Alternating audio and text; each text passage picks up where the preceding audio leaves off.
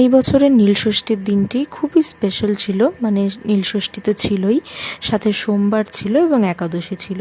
তো আমি তো উপোস করব ভেবেই রেখেছিলাম। তো এখানে সকালবেলা ঘুম থেকে উঠে ফ্রেশ হয়ে একটা সুতির শাড়ি পরে নিয়েছিলাম, আমি মন্দিরে যাব।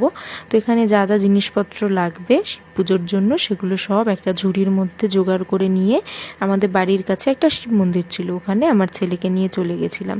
এবং দেখো আমি আর আমার ছেলে মিলে পুজো করছি।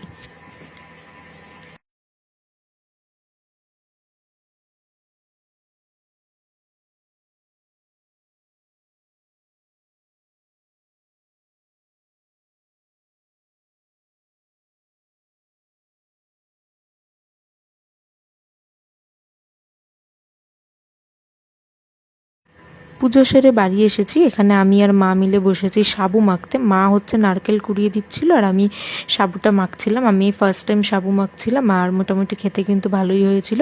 আর এখানে দেখো আমাদের বাচ্চা কাচ্চা দুটো বসে আছে, সাবু মাখা খাবে তার জন্য। আর এটা হচ্ছে এটা কি বলতো, নারকেলের ফোপড়া। এটা ছোটোবেলায় প্রায় প্রতিটা নারকেলের ভেতরেই পাওয়া যেত, বাট এখন আমি বহু বছর পর এটা খেলাম। তো এসবই খাওয়া দাওয়া করে আজকের দিনটা এভাবেই শেষ করলাম। তোমাদের সবাইকে নীলষষ্ঠীর অনেক অনেক শুভেচ্ছা।